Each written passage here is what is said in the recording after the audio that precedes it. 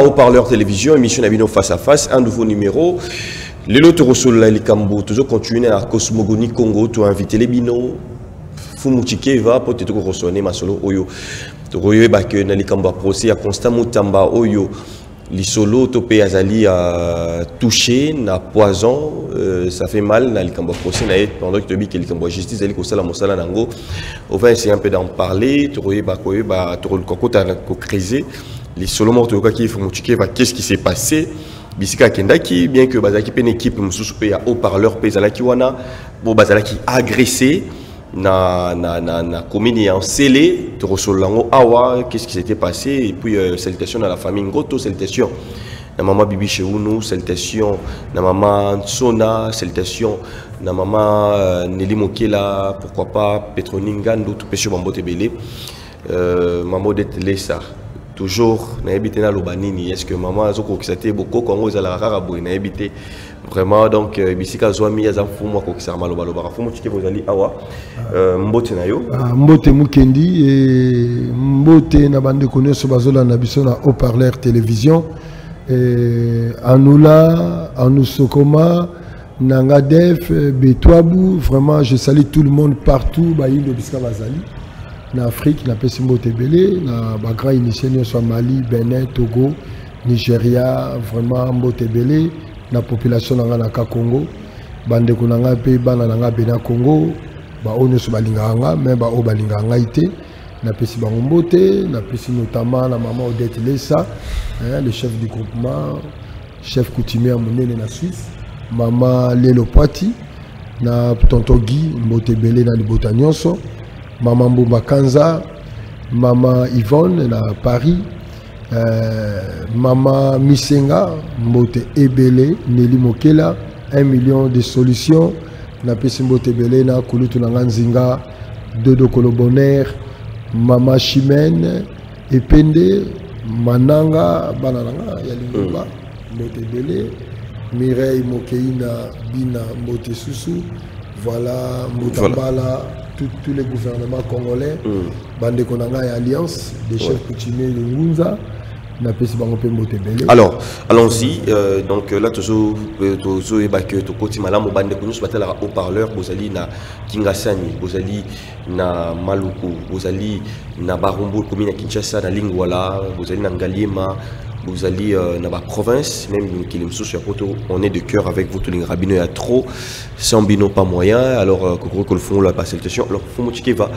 L'empoisonnement, il y a même Nathan Walikambo, tout l'ancien appel à chaque appel Koyoka, Constant Moutamba, les Kamboleloto, un peu les empoisonnement, et comme affaire courante, dans la société Nabiso, de perdre Bolingo. Poison, tu es qui n'a qu'à la, ils vraiment mingi tika na ba quoi me mais le lot est comme n'engue comme les boy bateau pour la nuit bateau au bangali sur ce bomba batouté. Bon, en fait, tu perds des bolingotés. Bolingonde c'est décliné. Bolingo ça vivre ensemble. Beaucoup se trompent, surtout dans mon abakango requérant la bamabala. Moi, ça je quand ça sur mon bel il faut appeler ces fleurs roses ou bien il faut amener un restaurant, amener un cinéma. On les a le bien-être. Voilà. Mais Bolingo, c'est accepter de vivre ensemble. Donc, accepter de vivre ensemble. Je prends le cas de la société Nabiso. On accepte toutes les catégories bazala. Ba sorcier bazala, ba kuluna bazala, ba voleur bazala, ba sango bazala. Ça Bolingo. Mais c'est vivre ensemble et connaître un délige, déclin. Parce que tout ça, du brassage, il y a ma valeur à Batumusus, qui n'est pas les nôtres. Ils ont la société la bisoté. Parce que la société bantou, les saints humains sacrés. D'ailleurs, la spiritualité la biso, ils ont le principe, il y a aussi Makila Mutute. C'est le principe de l'Ancien Testament. Oboma Mutute, Kokota Makamba Batute, et puis qu'on a un problème là Batute. Voilà. Mais dès lors que vous avez la conjoncture, la vision, vous embrassez un autre modèle spirituel. Donc, pour Mouta Banane Koboma Moutou, ça devient facile. Il y a un moment que nous avons ces chaos de valeurs que Mobutu lui-même a prédit en moi, le baki en gros. Après moi, c'est un grand délige. Et nous sommes dans ces grands déliges. L'homosexualité comme valeur. Hein? de la même manière où tu les l'as bibé na biso les assoulés tous à la guité au kalako quand les tous les la bibé na katanda pour moi ya tika na bino parce que imaginez bah tout ba on là on a cinquantenaire vous savez combien de millimos eux ils à la cinquantenaire parce que c'est là où est culte na bango parce que comme tant c'est un culte ancestral oyoyo bozali ko accompagner mutuna bino a comme divinité les a fait d'ailleurs fait moko na forme mais boleli na cinquantenaire boki kokunda côté mususu ni a la fona ndenge ni alors expliquez-nous votre mutu balelaka epa na epo botika la kozana yango tolelaka koleleza nini ozo sa mutola ko kende te tikala rapé na biso mais ba tradition monsieur linga kolela te il faut bolowe ko to batum suba yo lelela bino non kolela ezali prière mobimba yango ba musu balelaka bazo bina Bamsou bazo lela, bazo yemba. C'est une manière à se communiquer dans l'esprit ou dans la famille à au commun Zambé, qu'on ne pour du bonté. Il y a un peu aux Alakanabiso. Malgré ça, il y a un peu aux Alabiso. Maintenant, dans le cas où on a besoin de la cinquantenaire, vous savez, c'est ça le chaos.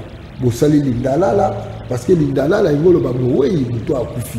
Vous avez un boutier wana, parce que l'indala les a montés. Donc c'est tous ces valeurs wana te perdre. Te perdre ma bébé. Il y a maintenant l'homosexualité comme une vague nango, ma musicien homosexuel, ma bébé qui n'est pas nos valeurs. Te quotidien. Et pourquoi pas? Les lois poison comme on a monnaie moko permanente. Est-ce que vous avez un verre pour que nous soyons?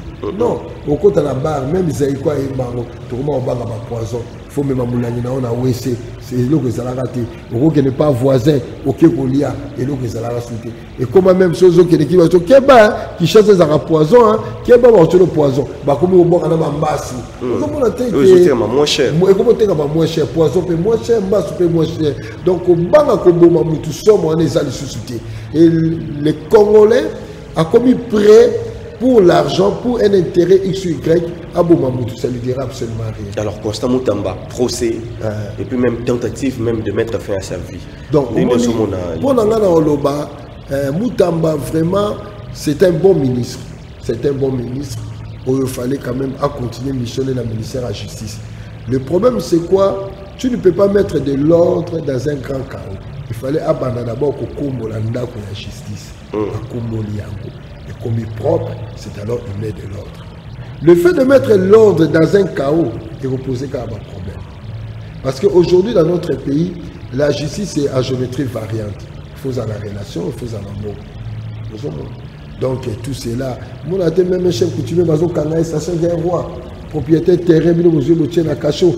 Et tous ces hommes ont ma conséquence néfaste. Je prends cas Oyoyo et récemment c'était l'intervention chef de l'État. C'est pourquoi je profite un grand merci à chef de l'État. De 2006, la famille Ngoto a eu un grand procès. Grand procès. 250 hectares. Spolié ma belé na bango, babotoli bango nanko. Alors, maintenant imaginez chef de l'État, les grands magistrats à Moka. D'abord pour la Romona, c'est tout un problème. Ils ont ma formalité et belé. Et par cette occasion, tant va saisir chef de l'État Bamonier, qui dossier on les a propres à Salini, à rendre ma justice. Mais ce chef de l'État intervenant qui était 250 hectares, bien abattu. On a passé dans la souffrance, ma belé na bango. Parce que dans le moment où on a X ou Y, ça n'est pas là-bas. Vous voyez? Ouais. Donc tout cela, il y a toujours dans la matière de justice. Et aujourd'hui, je dirais un grand merci à la chef de l'État pour l'intervention. Un grand merci à magistrat honnête et sincère qui va s'impliquer dans le dossier pour la famille Ngoto a récupéré ma belé naé. Nazo la CP appelle les Congolais. Oh, bazan a besoin, va profiter, va tomber facilement, terrain zakuna, si je me trompe pas, c'est 5 000 $, si je me trompe pas. Ouais. 5 000 $, ils ont la Badara. Contactez Fondation Haut-Parleur, pour contacter Christelle Ngoto, cabinet Ngoto à Paris. Et voilà, ils ont la Badara, tout près d'un aéroport Anjili, ils ont cité d'avenir. Tout Congolais ou à Lingui, biso de toujours occasion aux abisikawana donc biso de ce même gars dans ce côté et sikakuna donc on a bana rotonga donc voilà maintenant qui azozo isikanae voilà donc ça là vraiment bien alors toujours un peu mouké fomo parce que on promet toujours côté ya la société na biso likambo na mokili yo tokobenga ke bactérien. Est-ce que bisognon son akati ya mokili oyo toza bactérien to pe toza divisé na ba dimension oyo que subtil so ba fongoli moto miso ndako ko mona. Bisognon toza bactérien te tozali na reparler d'abord na 3 espèces humaines pures. Oyo za na kati ya mokili oyo. Et puis na ba brassage. Toza bactériens qui sont régis par la mère de la nature qu'on appelle Maman Toto. Parce que la planète Terre est comme un petit village. Hein. C'est la plus petite planète. La galaxie, la Voie lactée. Hein. C'est la plus petite. Et ça, la lipota qui sont sur la planète. C'est la planète où aussi il y a la vie. Hein. Les 4 éléments. La 4. Alors, tout ça, il y a terrien, colo, planète Terre. Et puis, tout ça, il y a Bantu. Hein. Les extraterrestres Bantu qui sont venus de l'étoile Kakomo. Je conseille aussi des gens de voir mon enseigne dans l'intervention dans le Bango. Bota paix au Louis Tangazo le Bazarco, les visiteurs, film à Superman, c'est lié à Bamagamouana.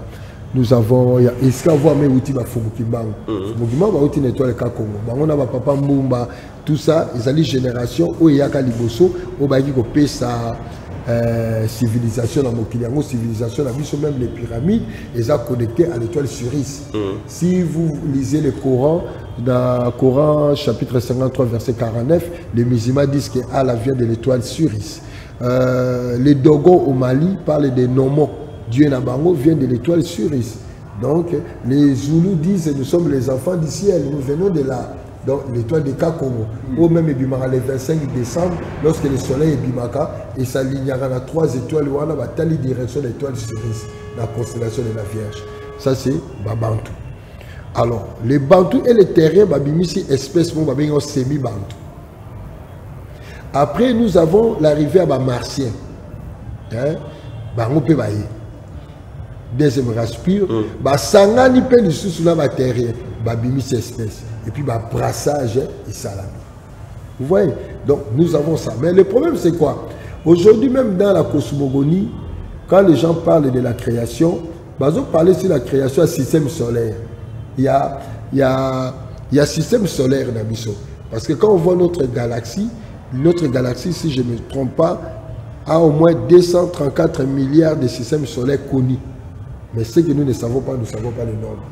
Et nous partons dans un seul système solaire, Oyoyo, Balobaka, Yawa Zanzambe, Bamsoabimboumbaloa, Zanzambe, ainsi de suite. Na la planète Nabiso, na l'étoile les a tout autour d'Ango, et puis la planète Terre. Maintenant, lorsque la Bible, dans le livre sacré sur le Bara, et le Bara est dans le système solaire. Mais or, le système solaire, ils ont fait partie de la carte galaxie. Galaxie, ils ont fait partie de la carte univers. Or, l'univers est appelé belé, la galaxie est belé. Nous sommes dans une galaxie qu'on appelle la Voie lactée, lactose, miliki. Et cette galaxie, il y a Souka. Il y a bébé. Une année, 2 ans, 3 ans, il y a ces grands chaos ils atteindre dans la maturité. Raison pour laquelle c'est lorsque vous devenez des adultes, vous aurez la maturité de Borobika. Donc le problème, c'est vrai, nous avons des terriens, nous avons des extraterrestres.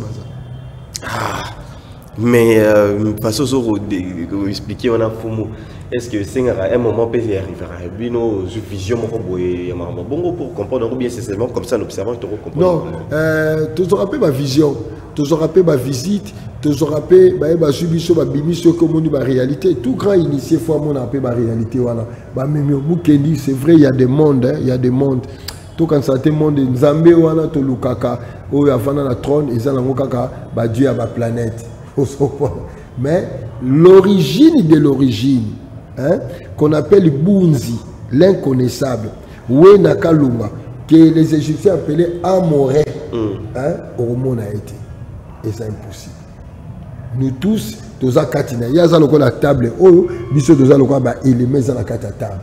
Mais ce qui est évident, il vit dans chaque élément à Zakwaniman. Il y a organisé un monde dans les Batabakasi bazala, bayuma pe bazala, ba riche bazala, ba pauvre bazala. Yango ba hypothèse ya ba lifelo, ba hypothèse wana et ça ba pour bayuma ba continuer ko banga, ba yanke ba continuer ko dominer bango. Mais mondo et salama bongo, il y a des êtres qui sont plus puissants que le Yahweh. Il y a des êtres qui sont plus puissants que les Yahweh. Nous sommes choqués, oui, il y a des êtres qui sont plus puissants que les Yahweh. C'est-à-dire que Nzamba a la mort alors. Non, Banzambe basé belé. Yo Zanzambe na Zanzambe, mais tout ça dimensionnalisé. Mami watazape Nzambe, Kimba wa Zanzambe, Matai moi na Zanzambe, Koko na baza Banzambe. Donc Banzambe échelonné. Mais bango tout baza géré na o babengi l'inconnaissable, la source de toutes choses. L'origine, il y a l'origine ignorante. Au même à chrétien, babengi les vides, les néants cosmiques. Vous comprenez? Yewana, l'innommable, l'impénétrable, l'insondable. Donc, c'est la station de la limite. Est-ce qu'à Vana, est-ce qu'à Outa, Makabasala, Toyebite, nous savons que même pour dire que l'origine de l'origine Azalaka, Ezali erreur. L'origine de l'origine Azalakate. Bon, je vais prendre un terme français. Un vrai initié ne peut jamais dire que Dieu existe. Dire que Dieu existe, c'est Zamabé. Dieu n'existe pas. Au sens de l'origine, Dieu n'existe pas. Alors, il faut l'innommable, l'impénétrable, amoré, Obalobi Amina, Imana, Obalobi Mana, Tata Mana, Bunzi, l'absolu, Wena Kalunga. Donc, on a échappé compréhension d'Abisso. Donc, il n'est pas dans le temps et l'espace. Alors, tant sur le but que c'est qu'ils ont un Kimbangu. Mais oui, bien sûr, il y a un bateau Baleki Kimbangu en 1921. Baleki. Mais mais c'est normal parce que ça Nzambé na. Non, la choqué était parce que ça Nzambé na. Et ça normal à Nzambé na. Azapé ayo, azapé yanga. Mais quand vous parlez de Nzambé, vous devez enlever cette idée religieuse dans Moutou. Non. Kimbangu azali Nzambi parce que kokela biso ba abota biso ba bantu, la race bantu. Ya pas Nzambi. Mais je vais aller plus loin. Mais est-ce que les gens se sont posé la question Kimbangu asambela na? Tant azalaki ando sambela. Parce qu'il est soumis à la loi à nos côtés toilette, à nos côtés chocolat, à nos mais la maille. Vous comprenez? Les Européens normaux sont habillés à Balaki. Ils ont un problème. C'est une loi normale qui est établie par Bunzi. Vous comprenez? Et comme nous les chrétiens, les Christ étaient soumis à un principe. Ah, c'est normal. Alors, mais ceux qui ont soumis à Makamu, donc il était aussi soumis à l'esprit où ils ont gouverné la planète Terre. On est bien d'accord. Donc il m'a assemblé. Assemblé qui nous vit là, Nzambé a nous vit là. Assemblé koko na Nsundi, di clan Mama Kinzembo. Assemblé koko na Manyanga, di clan papa ya Mama Kinzembo. Mais je venais d'être là na village na Baboma, on a dit papa moko un koko moko interview qui au lobby que Kimbangu azaki comme bana le roi bana nyoso, makambo yela ki mama na ye esprit wana. Oui, c'est présenté qui est pas maman naïe pour que ça la miracle, pour que ça batou. Et maman le rôle qui a dit que déjà maman n'a pas raté, ben c'est ça mon amour naïe. Et c'est l'enfant qui était choisi. Il n'est pas beau qui n'a nous, mais après c'est cet esprit là on est Kimbangu à se manifester qui version là au sol. On les a version de Banaka, les appels un livre à Obalobaka Finangani qui était secrétaire particulier à Kimbangu. Écoute Maloba qui c'est Jésus écoute na Mama Kinzembo abina pesa mission abi pesa moi na Kimbangu azana Léopoldville. Vous comprenez? Donc nous avons tas d'histoires sur Kimbangu. Mais il y a un que panzana batunyo sur bazana ngo. Toye bango bana bomona moi je l'ai connu ça dans 14 histoires wana. Donc c'est pourquoi ils ont senga là bas grand historien ya banguza to luka to ça même les états généraux si Kimbangu to bimisa histoire moko pour que ça se peut unité culturelle spirituelle parce que Kimbangu a un dénominateur commun à biso. Mais c'est évident étant homme il y a nature local à biso azaki na mabo parce que comment aussi arobic sa biso a subi douleur ceux qui a dans les autres local à biso 30 ans de souffrance on a fait capacité hein? Je vais aller encore plus loin. Kimbangu était venu payer un karma. On paye seulement le karma dans les Kambo Yosali. Mais on doit se poser. La génération de Tango Yaki qui paye ça, connaissance, il y a la civilisation, il y a Congo Kachopa. Il y a Makoukouma Tatou Malamba Congo. Mais qu'est-ce qui s'est passé ici? Je prends ça des exemples bibliques pour comprendre. Le prophète Élie a tout. Maintenant, il va prendre l'avion à Kei. Ah bien non, zonga. La forme de Jean-Baptiste pour payer le karma. Dans la Bible, Jésus est le second Adam. Si Jésus est le second Adam, donc c'est lui le premier Adam. Qu'est-ce que le premier Adam avait fait?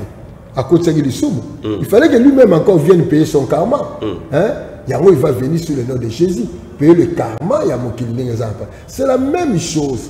La génération Bakimbango, Bambumba, Bampadi, Bantualani et consorts, c'était la génération Oyaka. Dans l'époque lointaine, nous ramener cette civilisation, nous ramener la civilisation n'a pas terrien. Alors, le coup de départ, il s'est passé des choses où il désaccord dans la loi cosmique. Il fallait sous zonga, payer le karma, arranger les karma, il y a un monde qui Bambumba, Bamatai Mwanda et consorts. Je vais encore aller plus loin. Est-ce que les gens savent pourquoi Bamona a Kimba? Bamona a Kimba parce qu'il n'a pas encore fini sa mission. Bamona a Mbumba parce qu'il n'a pas encore fini sa mission. Il y a un monde c'est quoi qui? Pour un grand initié à Koufarate Bakundae. Un grand initié, c'est aussi un échec quelque part pour lui. Tous les grands initiés, n'engue ba yaka pe n'engue ba zongaka. Et ça sonité, le corps d'un initié, aussi marbo tchango ba formal. Bo tchango na frigo. Et ça, vous salir et amote. Et c'est pourquoi Kimbango Mbumba va échapper qui na loi wana. Maintenant, on doit continuer cette mission d'une manière ou d'une autre. Il y a un moment où on peut vers Kimbango agit et pas Bangunza. Et tout Ngunza dit que Nai Kimbango ingeta Fumgimba. C'est ça. Dans le fait que Kota va formalité, le fait que Bazo Babylon a bango ya quantité, c'est-à-dire que l'esprit de bango est libre. Mais oui, parce que c'est quoi, Mouba c'est quoi, Bakundié na 9h midi Kakebecha c'est quoi. Ba na libulune ni cercueil, ba kelanda gune ba lutu na ba sanizati. Kimbango Bakundié a c'est quoi. Ba d'abord ba fongole libumunae ba moni ba michopo ezate eloko morote. Ba ko kundae samedi bo dimanche abimi. Il continue jusqu'à présent sa mission. Et le problème, c'est quoi? Maintenant, on doit se poser, est-ce que Kimbango était venu nous donner l'indépendance politique? Non.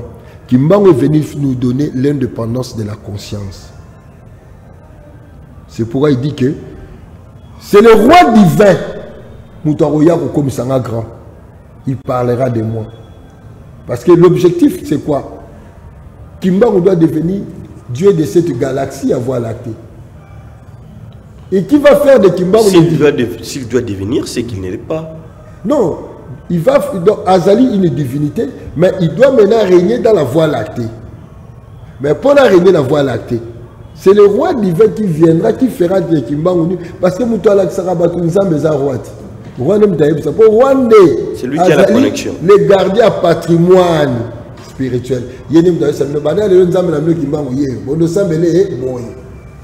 y a un moment où Jésus et Grégoire et Rénia Koleka Kimbango. Parce que Kimbango a commis à nous, Nasda Douana, Azo continue toujours comme ça la mission. Il y a un côté là, il y a un haut-parleur, Boukeni Lobelanga, à qui pas côté Lobelanga, à qui côté Lobelanga, à qui côté Lobelanga. Il y a un papa Diangenda que je remercie beaucoup, les grands prêtres à Loba, Bana Kimbango Bazali Baoya. C'est belé. C'est belé. Côté Libanda, côté Libanda. Mais qu'est-ce que plus loin? Lorsque le roi divin a relaxé Bino, parce que entre Kimbango et le roi divin, c'est le roi divin qui est Mokonza Kimbango. Pour Kimbango, je suis son représentant. Donc j'ai été envoyé par lui. Alors maintenant, lorsque le roi divin a relaxé Bino Kimbango, il faudra maintenant Kimbango a un temple. Jusqu'à présent, Kimbango n'a pas un temple. Et il y a Bangouza, Congo. Mais la famille, c'est comment? Kimbango a un temple. C'est lié au Abandi Moussala. Mais le temple n'est pas encore honoré. Le temple sera honoré. Pour que le Kimbango comme un Nzambe définitif, temple comme honoré, tout faut passer la pèlerinage na Kamba. Deuxième temple, il y a Kimbango et on a la conscience na biso. Pour Kimbango aussi, c'est la connaissance. C'est ça qui montre. Troisième temple, chaque famille aura son temple particulier dans Ndakunaye. Oagobanda Kobenga Kimbangu, l'ancêtre des ancêtres, Siki Congo, Kazi Congo, n'a pas ancêtre. Tout est en mot la 3. Mais dans le babongo, ils ont bangi ça mais pourquoi vous allez la chambre vraiment boyer tout ça mais bangi ça ils ont bangi ça et ça l'on montre photo fumukima photo d'ancêtre no ba chinois ba sala ngoto hôtel donc hôtel na bino na ndaku o bobenga kimbangu na ba koko na bino ba kufa famille na boyer ça la prière maintenant ba église tozala ngo lelo ekokangama parce que biso tout tokozaka na église moko dénominationnelle que c'est l'église Kimbangis. Vous comprenez? Maintenant, le prêtre de Kimbangis, ce grand roi divin de Kimbangis, sera le grand prêtre au titre de Nsaku Levunda. Parce que dans le royaume Congo, tout ça, il y a des rois. C'est pourquoi, dernièrement, tant on a critiqué mon frère Massambuki dans un roi divin, dans le royaume Congo, nous avons 3 rois divins. Les rois divins spirituels, les rois divins politiques et les rois divins scientifiques. Vous comprenez? Même yo, tu es un roi divin scientifique. Alors, si Massambuki est roi divin spirituel, il y a un problème. Mais il y a parfois des dérapages, il y a des dérapages, il y a des gens qui s'attaquent aux gens. Non, les gens qui s'attaquent à cela parce qu'ils ne connaissent pas où est la réalité socio-culturelle, historique, il y a Mabélé Nabarou. Moi, je suis double fois roi divin, dans un roi politique. Dans un roi spirituel. Quand on dit roi divin, c'est quoi? C'est un prêtre spirituel. Mais c'est quelqu'un qui est élu par les dieux, les esprits. Mais parfois, non par les hommes. C'est la erreur, tant on est sur le que 2 fois roi. Parlons d'abord d'un roi divin. Okay. Ma caractéristique, qu'est-ce qu'il incarne? D'abord, le problème c'est quoi? Les gens, quand ils parlent de roi divin, on a quoi tous les. Quand on dit divin, on dit Dieu. Roi Dieu. D'abord, le terme Dieu, Deus, et ça va variation d'explication et on va sous détenteur de connaissances. Et on va être illuminé. En d'autres termes, Ntinu Yezulu. Celui qui est choisi par les divinités supérieures. Celui qui est billet qui est dans l'esprit. Il y a roi divin. Roi, il y a autorité. Celui qui est détenteur de l'autorité spirituelle. Vous comprenez? Celui qui est détenteur de la connaissance spirituelle. Et cette connaissance spirituelle est purement 3. La connaissance spirituelle politique de la gestion, la connaissance spirituelle du développement et la connaissance spirituelle de la maîtrise des codes cosmiques qu'on appelle les Kinzambi. Donc si Massambuki dit roi divin, c'est oui, il est roi divin parce qu'il est détenteur des codes Kinzambi. Vous comprenez? Je prends le cas, il y a reine de midi. Azali double fois reine. Parce que Azali héritière d'une couronne royale politique. Azali peut détenteur, il y a un code mystique à Kinzambi. Tu ne pouvais jamais être un Totila. Quand on dit Ntotila, Nto c'est la source, Ntila l'arbre. Donc on ne peut pas s'attendre à un roi Moutougar à Moko. Le roi dans le royaume Congo, comme on a dit, a été élu par des rois. Mais Kakane mon ami par exemple, Aroya, on a la tête chauve, on a Libandi. Mais non. Par là, parce qu'il n'a pas de caractéristiques, il y a Moutou à Zalikoya. Yoka. Alors bien, on a Libandi, on a la tête chauve. Mon ancien me parlait de lui. Non, mais il disait après lui, Moutou à Zalikoya. Après Kimbangu quoi, même après Naïe. Après Kimbangu, il parlait de lui-même. Il parlait de lui-même. Mais lui, il est parti. Il n'a pas fini sa mission. Il est parti tôt. Il fallait qu'il soit là, qu'il continue sa mission. Mais il lui-même parlait que Oyazoya Prenga. Non, il ne parle pas que Oyazoya Prenga aux Alibandi. Non, il parle que de lui-même. Que j'ai de grand respect pour les mon ancien parce que c'est un grand initié. Il parlait que de lui-même. Mais sauf que il est parti tôt, il n'a pas encore fini sa mission physique, mais il continue sa mission sur le plan spirituel. Donc, c'est ça quand on dit le roi divin. Les gens arrêtent. Mais nous attendons un grand roi divin qui sera Mukozaba, roi au Bazali. Lui là que Kimbangu parle. C'est un roi politique. C'est celui qui va nous amener l'indépendance politique. C'est lui qui va restaurer les monarchies. Vous comprenez? Parce que tant qu'on aussi ça restaurer la monarchie, c'est alors à le qui m'a nzambe na bino, koko na bino, ancêtre na bino, pour biso le semble la koko. Les gens ont l'idée de nzambe ba na ko créer bazo beto banzete non. Tant papa la maman ba sangana bazo créer. Donc question ba débat na il faut katana. Et katana, ils ont non sens. Donc c'est-à-dire on va dire qu'ils sont il y a voir même il y a l'université Bena Congo Ntinu Chike Vato Banda année académie le 17. Je demande les gens m'habiter poliment gentiment à mes frères Ngunza, nous devons aussi étudier. Nous devons connaître l'histoire de l'Afrique et Moulaï. Tout c'est limité quand on a auto yebi que nous connaissons la vérité. Je donne un exemple. Il y a mes frères Moussou Balingarola il y a un cotonté, babi coton mundela yaki na photo là ta rafia. Mais est-ce que la poto nous état coton là? Est-ce que la France nous état coton là? Coton là ah. Donc comment ça la peut battre ici? Na la ta tissu moi ben maman peine. Ils allaient et na coton. Vous comprenez? Pourquoi ils battent donc tissu à coton, ils appellent bien pour la biso. Le nom de ton fan de ceux qui mbumba impa dia kimbangwa. Ba ça l'Android était, ba ça ouais. Ba mata la moto te, ba mata la moto. Ils vont s'adapter à la conjoncture à l'élo. Et d'ailleurs, sur le plan spirituel, va s'adapter à la conjoncture à l'élo. Tant on va plus ça sur la révélation de Mandoto. Voilà, c'est comme ça. Voilà, alors tout le monde qui est déjà dans la chute, l'émission Nabiso, le lot, il faut comprendre la cosmogonie Congo Nabiso, le Lengeni, il faut comprendre le roi. Parce que moi, Toyokiyo, tu nous dis qu'il faut un Nengolobi, et puis Nalisanga Nabino, vous allez comprendre Nini. Parce que tout le monde a fait Bakam déjà, pasteur américain, Koya, tout le monde a étranger, Bakoti. Mais Nalisanga Nabino Bangoun, ça n'a pas chef coutumier. Bino Bozo Nini, parce que le gouvernement national pèse à Koya. Ok, Alliance Ezali, grande université de savoir Congo. Alliance. Oui, Sangisi, ba vrai wana nyonso ba nganga nzambe makasi omoni ba idéal oyo to bande ko bunda nango ya kintu adia bangunza ya G7. Donc c'est ça cette continuité qui a produit l'alliance. Mais ils ont la vocation à Congo, mais ils ont la vocation moko africaine.